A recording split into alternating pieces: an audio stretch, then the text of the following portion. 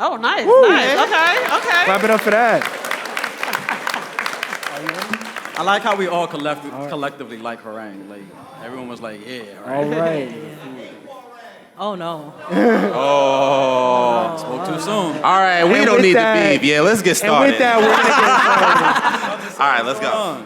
So once again, thank y'all for being here to have this discussion about Black representation in anime. So in this panel, we're gonna explore the Black community's relationship with and the contributions to anime as a medium and its growing popularity. So it's moderated by If the Shoe Fits, but let's talk about our panelists. We have Reina Tyner of Sony Music Japan. Can you raise your hand? Just let people know. With extensive experience in the music industry, including global strategy, influencer partnerships, brand and artist management, Reina currently serves as a marketing specialist at Sony Music Japan's Los Angeles office. And as a passionate music enthusiast, Reina explores innovative intersections between music and industries such as anime and gaming. So aside from what was mentioned, Reina is also dedicated to creating opportunities that highlight and honor the contributions of Black culture across various facets of the entertainment industry. Yes. How you feeling, Reina? I was saying, how you feeling? Oh, me? Oh. I am this feeling is great. hilarious. I can't lie. It is day 1.5, right, for us? Day 1.5. I'm excited. I'm excited, guys. Thank you guys all for Yeah. coming today. I'm happy to be with you guys, too. Thank Thank you, you so much for Yeah. inviting us on your panel. We're trying. I'm a big believer in a convention starts on Thursday. That's really where it starts. I agree. Whether you're preparing your cons because you're rushing, or you're preparing your cosplays because you're rushing, or because you're like at some event, some networking thing that happened, some pre-party. Any of y'all go to the Shonen Pump party last night? All right. All right, and next we have Greg. I've never actually said your last name. I got you right now. It's Apollon. Greg Apollon. Make some noise for Greg Apollon. So Greg is a proud member of Land Party, a dynamic collective based right Yes, here indeed. in New York City. Make some noise for that. Yes, indeed. Definitely make some noise for that. So at Land Party Studios, Greg and the team are at the cutting edge of content creation, drawing inspiration from the worlds of gaming, anime, comics, pop culture, all of that. Their work goes beyond storytelling. Nah, puff your chest out, puff your chest out. For real, for the real. work goes beyond just storytelling, serving as a mirror to a community fueled by passion, imagination, and innovation. And Greg and Land Party are dedicated to fostering a safe and inclusive space for the blurred community, championing diverse representation, and making sure that every voice is heard. That's what it's all about. Make some noise for Greg and Land Yes, Party. indeed. I got a question. Can I curse? Let's keep it, you know. All right. All that meant was we do stuff for black people! Yes, indeed. Y'all going to the party tomorrow? Yeah. Yes, sir. Land Party, if y'all don't If know. y'all haven't got y'all tickets yet, buy them at the door at Webster. door. Get them at the door. Pull up. Webster Yep. Hall. Land Party is going up. It's going to be a great time. And next, we have Justin Roblero. Make some noise, yes. Make some noise, make some noise. A New York City filmmaker, content creator, actor, founder of Afro Productions and Bluebird Studios, a director, multi-hyphenate, director, producer of the feature documentary Shades of Otaku. Definitely want to keep your eye out for that. Known in the anime community as Just Afro. Sorry. Whatever you want. Justin's film company, Afro Productions, is dedicated to telling stories of the underrepresented communities in different genres of film, while Bluebird Studio is a production company that focuses on fantasy and anime-based content. So his notable works would include directing a 9-episode web series, The Rotunda, and the short documentary, The Movement. While on the acting front, his credits include small roles in Netflix original series, The Get Down, and Tanika Amon's Hood Meditations. It's Justin Roblero. The Get Down was fire. Get Down was fire. They shouldn't have canceled it. Yeah, it was a shame that they Hey, canceled that. justice Put for the my Get Down forward. for real. Yeah, justice for the Get Down. And next Last we but not have, least. what happened to Oh, the you just gotta pin? refresh. Oh, we gotta refresh? We have Kim. Can you raise your hand just so they know what you look like? Yeah. Yes. So Kim Tipton is a dynamic marketing professional with experience in social, digital, influencer, and experimental As a URL to IRL storyteller, Kim focuses on creating transmedia experiences that resonate outside the four corners. What is going on? That resonate outside the four corners of your phone. After consulting companies such as EA Electronic Arts, Blizzard, Google, Daiso USA, and Twitch, she's expanded her talents to the CPG. Goodness gracious. There we go. To the CPG space as the social media lead for Thinks, an innovative brand known for disrupting the feminine and period care category. Kim is also the co-founder and chief executive officer of luxury anime bag and accessory brand called Otaka House. Come on. Come on. Make some noise. Yeah. Otaka House. Flex a bag, Yes, yeah. sir. Otaka House aims to find the intersection between fandom, fashion, and function for more subtle otaku. Additionally, she's a member of Black Girls Anime. Make some noise for that. Yeah. I hope y'all know about Black Girls Anime. An online, taken offline community that highlights Black women and their love for anime and Japanese pop culture through content, panels, and events. As an avid consumer of the fandom, Kim aims to make her love for the fantastic a part of her everyday life, living and representing anime lovers who look like her through her work. Sorry, that was And long. with that, Cool. And with Yeah, that being so said- first two questions, we want to just do a quick burst. Go down the room and then just give your answer. We want to make sure everybody gets a response out. So the first one, let's start with you, Justin, and go Phil, down. I knew I shouldn't have sat next to the teachers. We ain't the teachers. Listen, next to the teachers. They Listen, gonna we got call a me. lot of amazing people up here, and one thing that I love is that we're all from different spaces, but we have great perspectives to share. So, how did you get into the anime scene, and what draws you towards the community and the industry around it? Y'all ever been to a LAN party? Y'all ever Yep. been to a LAN party? Y'all see how much fun happens at a LAN party? That's what keeps me here, bro. Yeah, somebody said That's it what before, but keeps LAN me party here. or no party. Facts. That's what keeps Some of me the best. here when I see everybody just having a good time. Trauma aside, work aside, bills aside, like, we all got it. But it's just all of us collectively, like, living out our inner childdom. I think that's what it is, and we all get it. Like, we look at each other and we're like, yo, you're doing it. Like, you ever seen somebody with a fire cosplay, like, specifically black cosplayers? When y'all see a fire cosplay and y'all like, you did that. Yeah. I don't know, you ain't buy it. You put it together, you did that. Like, Say that. and that just makes me feel, like, makes all of us feel good. I feel like we collectively, like, have that bonding of you still making it, you still doing it. And then when we're having fun, we rarely get to, just be ourselves in a space. You're having fun, you're partying in cosplay. It's like best of both worlds. Like, so to me, that's what like makes me excited to see this. As far as what I got my start from, Speed Racer. Y'all real for that. Y'all real for that. Actually, before I even continue, can I get a yer? Because I feel like we needed that first. But It's a New York space. We must do it. Speed Racer, I think, was the first time that I was just captivated by what is this type of stuff. Like, of course, Pokemon, Dragon Ball Z, but Speed Racer was the first time that I was like, this isn't regular. Like, I don't know what this is. And Speed is a menace now, we know, as an adult. Yeah, Like, he's crazy dude. he's a menace. Like, Speed Racer is not a good person, but that's what got me started, really. Copy. Greg, what about you? Huh? How did you get into anime scene, and what draws you towards the community and the industry around it? Well, what drove me into the anime community itself was this very convention about 7 years ago. It was my first time at an anime convention. It was very much like the first Anime NYC. I was like, damn, this is lit. I'm about to start a podcast, and we're going to call ourselves Land Party. You feel inspired after going to them. You see Yeah, everybody else making content. It was cool because I saw so much of this, Yeah. and it felt like home. It felt like home. Yeah. I remember an interesting thing because I didn't really go to cons back like that far before. I think we've been going for maybe how many years now? Yeah, about 3 years now. And that experience in itself, just kind of understanding what the online community is versus what physical communities are, you kind of have a delusion and don't really believe that there's people that exist and can congregate at the level like this. So, it's beautiful to see.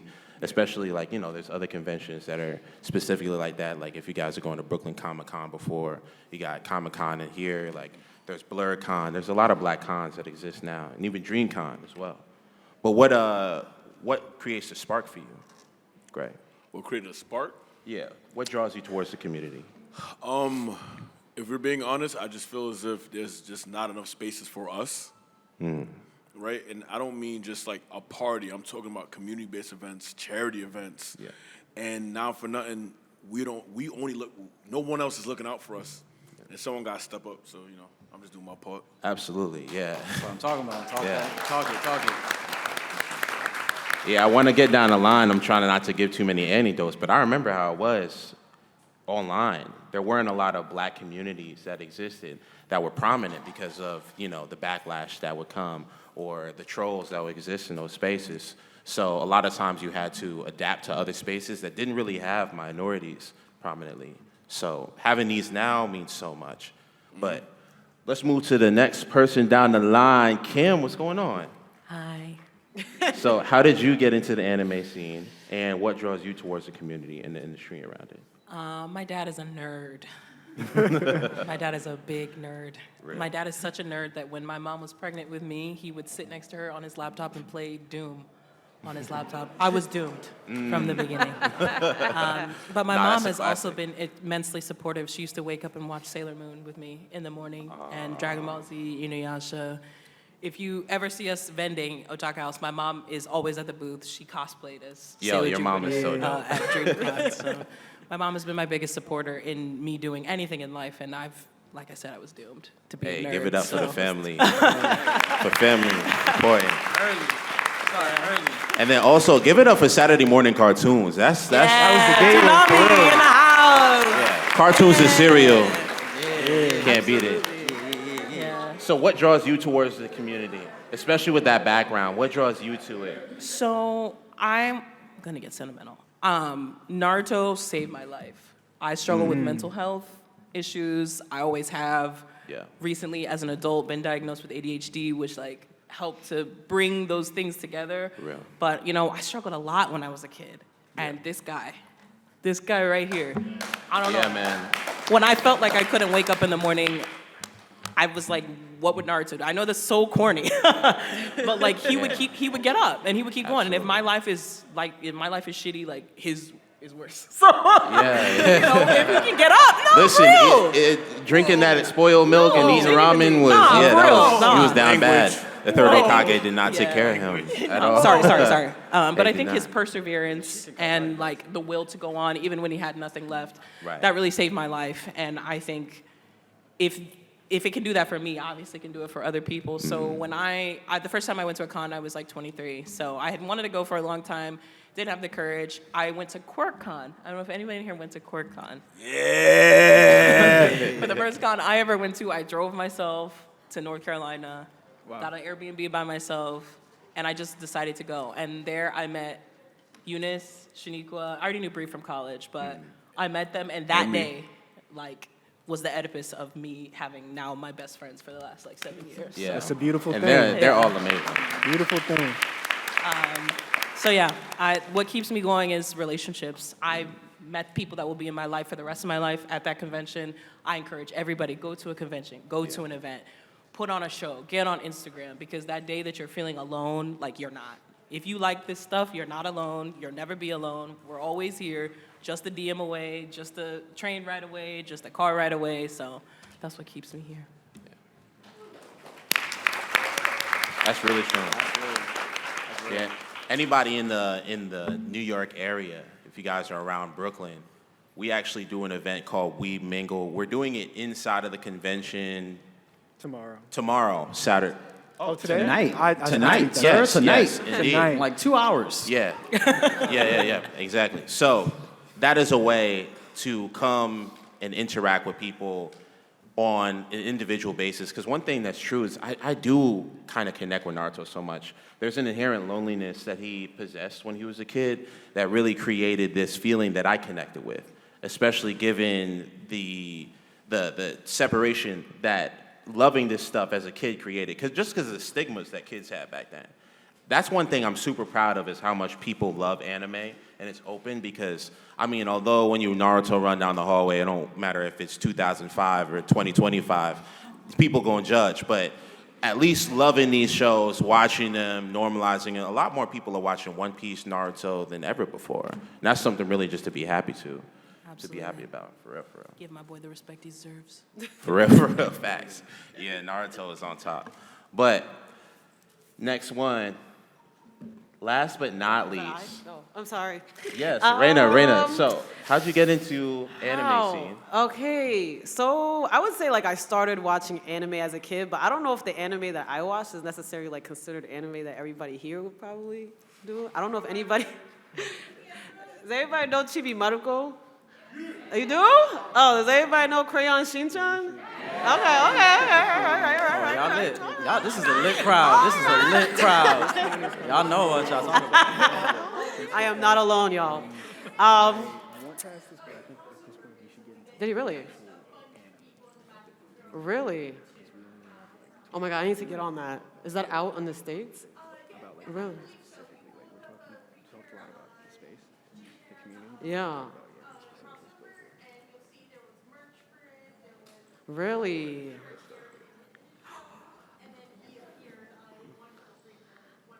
Yeah. Oh my God, don't tell me that. I'm gonna go broke. I'm gonna go I love him so much. Though, yeah, that was definitely the start from my, I guess you'd say anime, I guess, what do you call it? Anime introduction, in a sense. But actually, like, coming into, like, the convention space was actually through the current position I have at my job. So because they do a lot of anime theme songs, so a lot of the artists on Sony Music Japan sing the theme songs, opening and endings.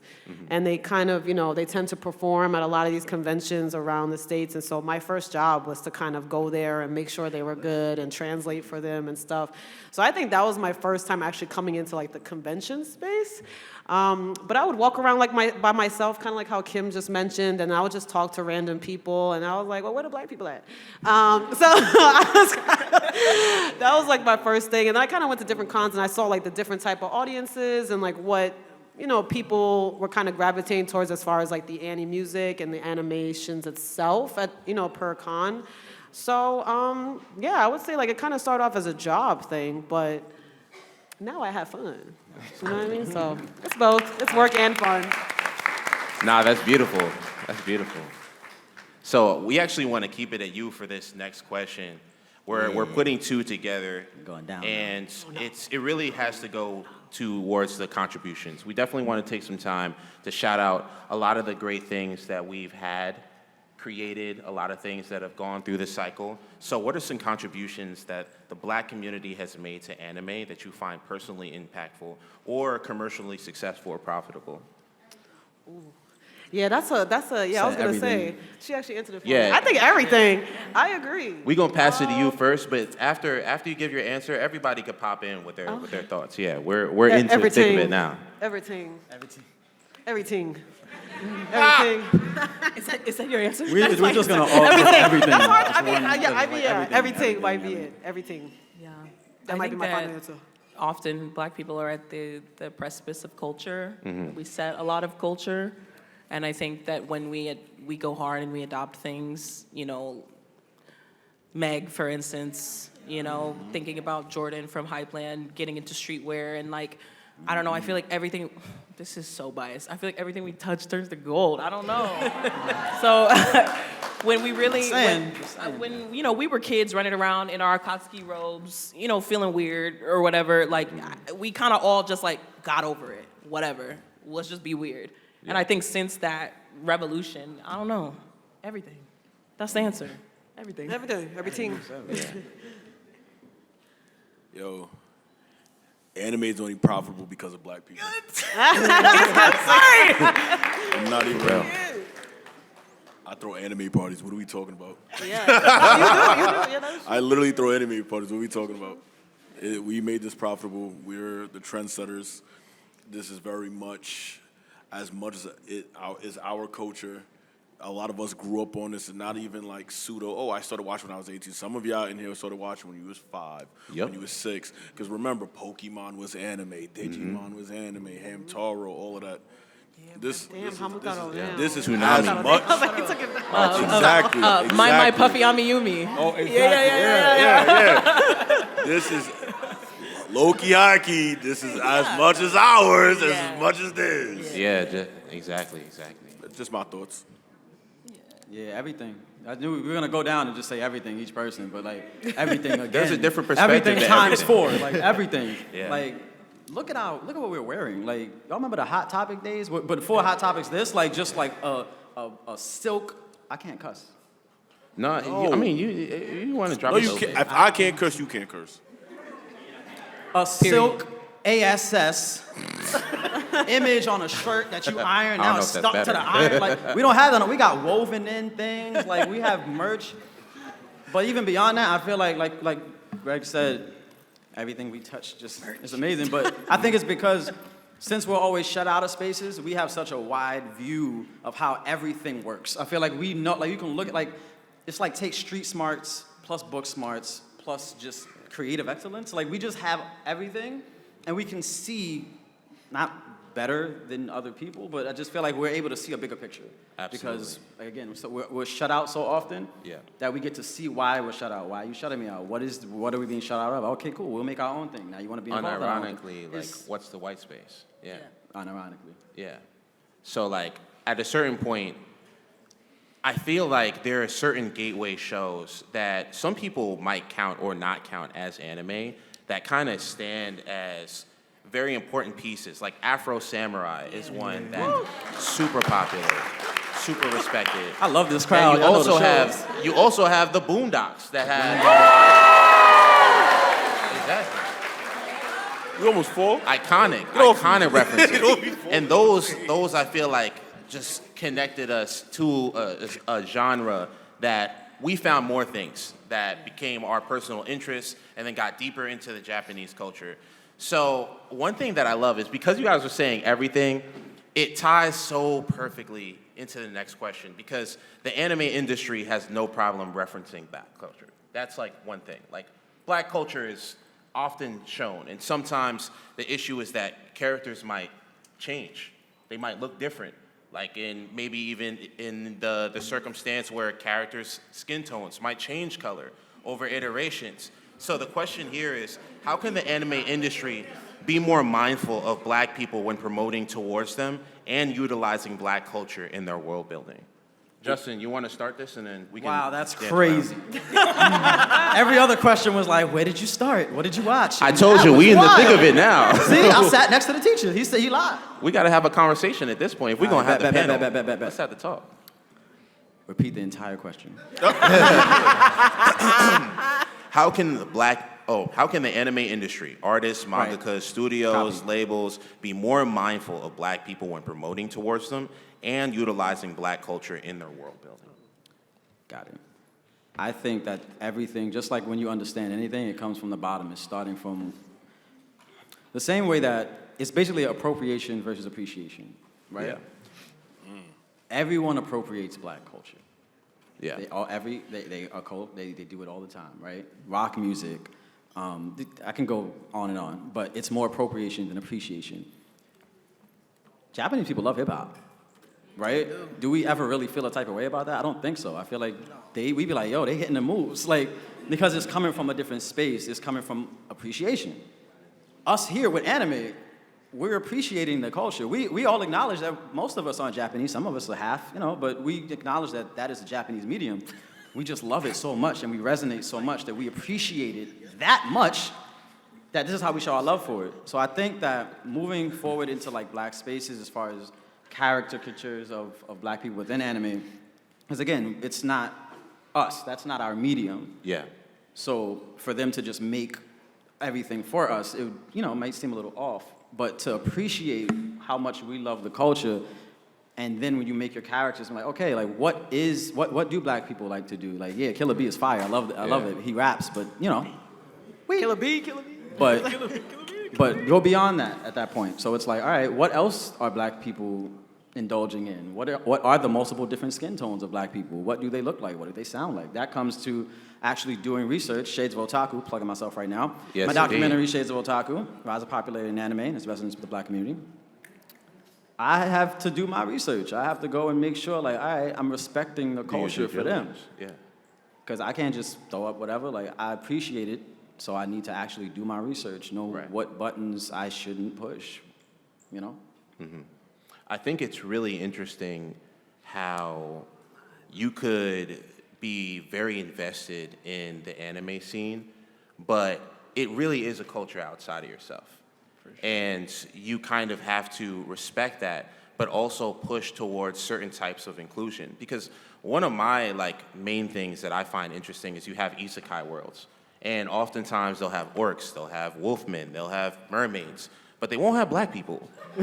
And I'm like, you could have added at least one or two characters to make it inclusive if you could have even all of these mystical classes. So passing the question on to anybody else, how can the anime industry be more mindful of black people when promoting towards them and utilizing black culture and world building? Hire more black people in those animation rooms. That's number one.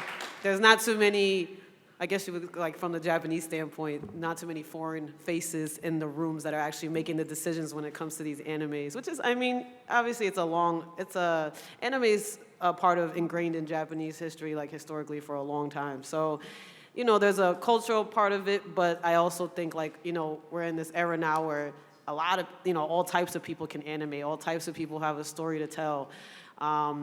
I don't think it necessarily has to be just Japanese people in a Japanese anime space creating and being in those rooms.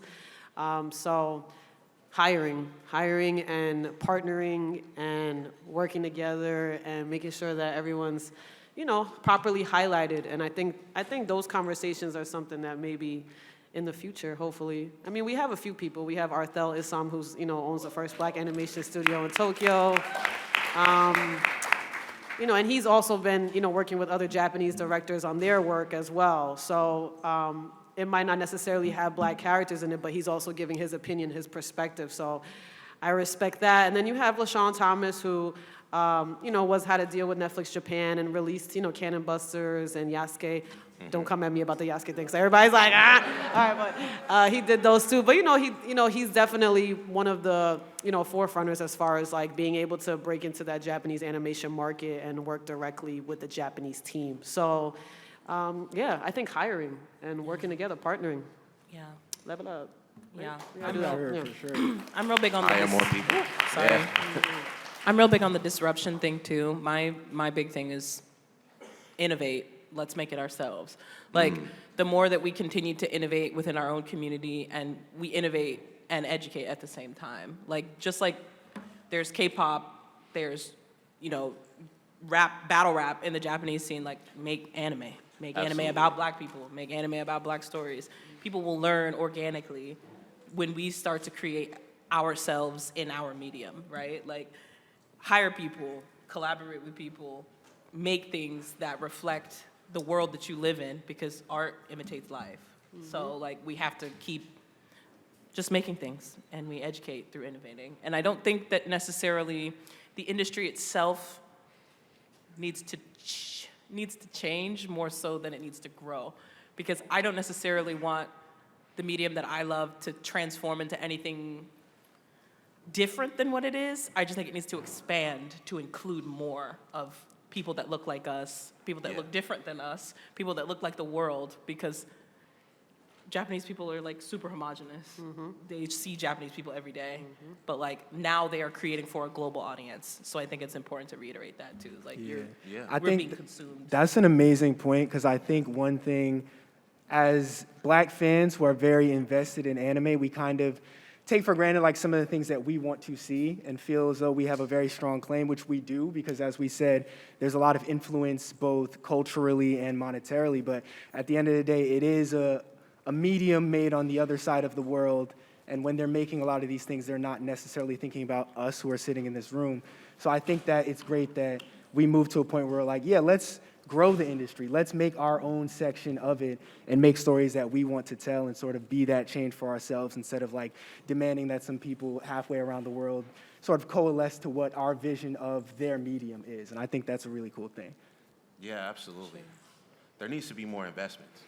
That's I think my bottom line, when I think of what Reina was talking about, it kind of happens on the other side where on top of innovation, what you're saying, Kim, you need someone to be able to support themselves, which is something I applaud everybody for doing, whether it's a streamer or a creator or a mangaka. A lot of people are working multiple things, have multiple streams of income just to support the lives that they live, us included. So it's something that's very powerful, and we have the predisposition to do that. But I oftentimes question if it's necessary that we do that. And with investments, we will be able to bypass a lot of that struggle in itself. Yeah. Greg, Support you have each other. anything on this? Stop making black characters with big ass lips. That's a fact.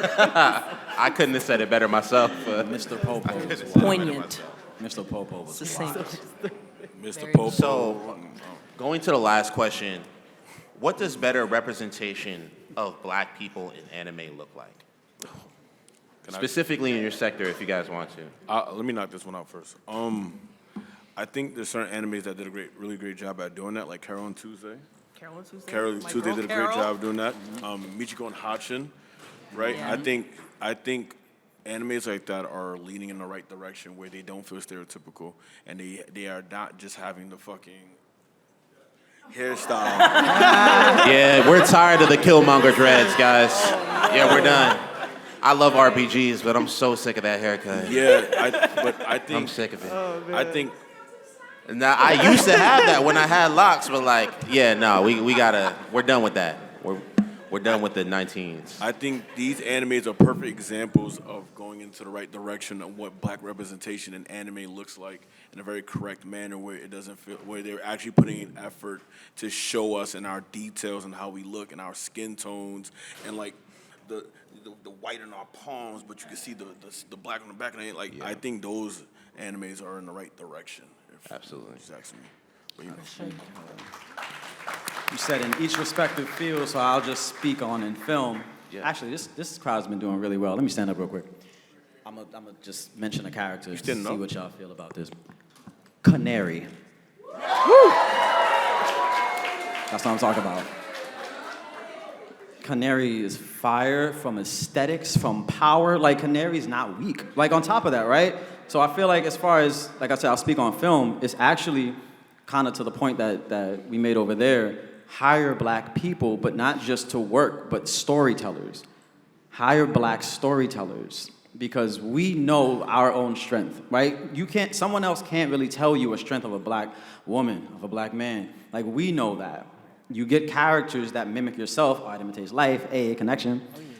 And I feel like that's where you start, right? You start with, one, the appreciation, like I said, of the culture. Yeah. Two, you start to, okay, what makes this culture special? What makes you special? And we only know that from us. It's us. It's not you, it's us. Like, so when you start with black creators, especially like in film is a completely white-dominated space. We know that. It's always been like that.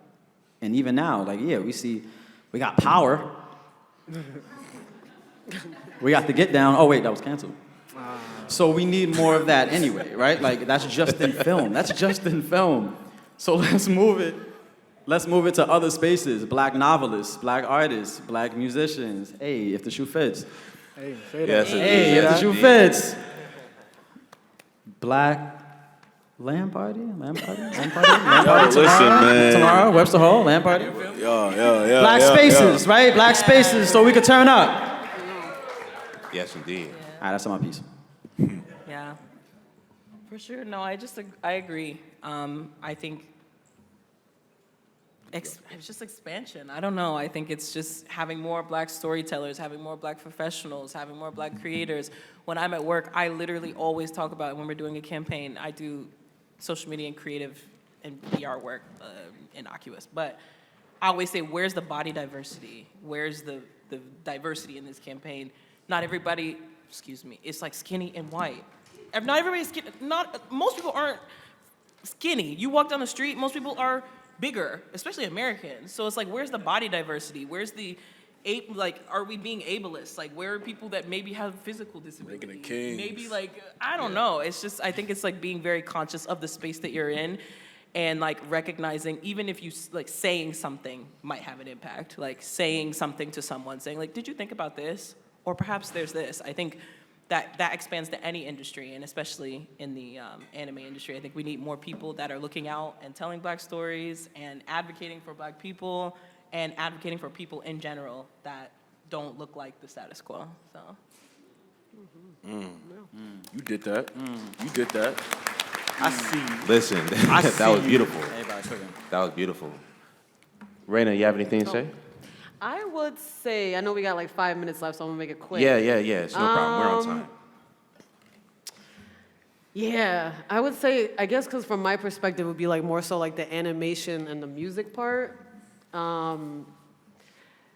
Music is a very difficult one. I definitely don't want to be the spokesperson of all music, but I will say, when it comes to anime themes, I think Yasuke did the thing with having Flying Lotus, doing the music for that. I personally am a fan. He likes that. Yes. It was good, right? It was good. Yeah.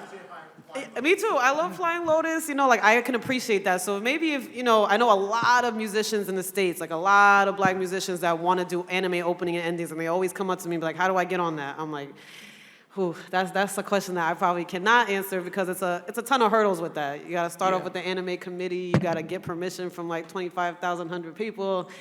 And so I feel like if that process was something that, a lot of the Japanese companies were willing to open up to, I think that would be really dope. I mean, you see what happened with Meg, and even though her song is not technically an anime theme song, she definitely, put Japan on the map right now, if I'm being honest. There's a bunch of, K-pop and things like that going on, but, Japanese rap wasn't doing what it was doing until she kind of at least recently. Obviously, it had its waves before, but I think something like that, like collaborating with other artists that are outside of Japan, or having an artist that maybe it could be a 100% Japanese anime, possibly with no other characters other than the typical anime characters, but the theme song could be done by somebody else that's not Japanese. Or I think there's a lot of areas that anime can collaborate, but hasn't done so yet. So I am on that mission, y'all. Absolutely. That Yasuke album from Flying Lotus, that was my shower album for like months.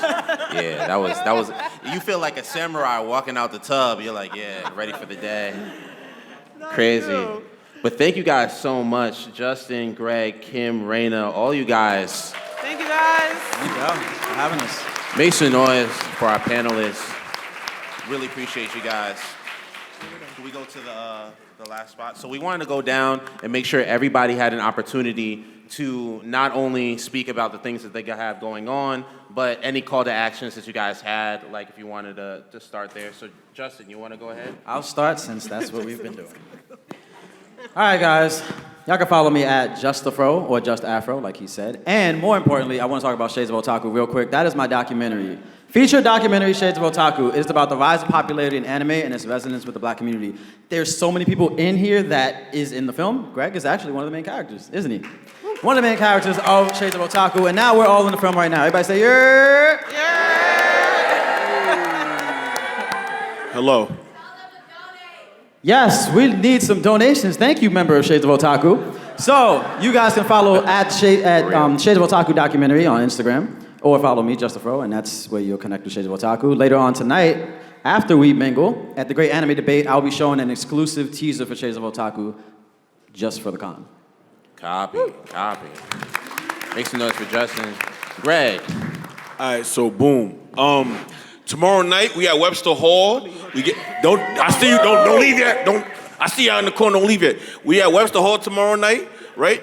Giving away a PS5, giving away a PC, 2 DreamCon tickets for next year, and a all-paid flight for 2 hotel and tickets to the Berlizzi Ball this October. Okay. And we're all filming it for the documentary. Yes, indeed. Woo. Buy tickets at the door. 21 up, and please. And if you don't live in America, we're not flying you to the Berlizzi Ball. You're not slick. But yeah, Yeah. do the things. Follow me at underscore LAM party underscore. Yeah, there we go. Oh yeah, and Sunday, all women's gaming charity event at OS NYC. If you got Night, clothes number 7. at your house that you want to donate, we will donate clothes to women's shelters. So bring them on down.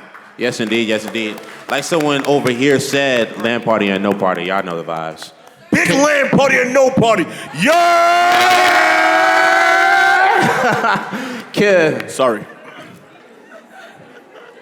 Big I'm sorry land for party that. or no party. Well, we got after that. Wow. Wow. I don't post on social media. But if you want to support me, you can support my business. It's called Otaka House. We sell luxury anime goods. Okay, so this is our new Heartstopper crossbody bag. We have Sailor Moon handbags for the Sailor Moon fans. Flex We it. also have Work it, Greg. weekenders. Notice the Work it. smooth Another leather. post. And the strap with the cowbells. If this was dressed to impress, I give you Yes, 5 stars, bro. 10 out of 10. Myself and my co-founder, I Very design all demure, the, very mindful. the bags. I design them with love, and she makes them happen because I'm not very operational. So if you want to support us, you can support us at OTAKAHOUSE on Instagram. All right, yo, maybe we need to make a jingle for that. We gotta make a jingle for you. Otaka House. And also follow Black Girls Anime. Yes, indeed. Reina. Well, if you guys love anime songs, or if you guys are curious about any of the artists that do Demon Slayer, Mashle, who is actually, you guys better be there in a few hours. Creepy Nuts is performing tonight, which is a Sony Music Japan artist, and they are doing the Bing Bong Bong Born song, which is the opening to Mashle. So definitely come through tonight. They also have a Mashle panel tomorrow. Whoa. But definitely follow Sony Music Japan if you love anime music, or if you love just Japanese music in general. You want to find out about new artists or what's coming out, who they're working with. Definitely follow Sony Music Japan. And yeah, you can follow me as well, my personal, but I don't really post that often either, but it's rf.tyner. So yeah, thank you guys. Yes, indeed. And last but not least, we are If the Shoe Fits. What's poppin'? We got more stuff going on. We got We Mingle. We got a Plastic Love event. We're DJing city pop music inside of the Javits. That is tomorrow. And yes, indeed, we have our performance at Land Party on Saturday. Thank you all for coming. You're all Thank you all for coming. so much for coming. Beautiful, Appreciate every beautiful single one of people. y'all. Yes, Thank you yes. guys. Come outside tomorrow. Take care of yourselves. Come outside tonight. Create community. Big land party energy. Big land party. Peace.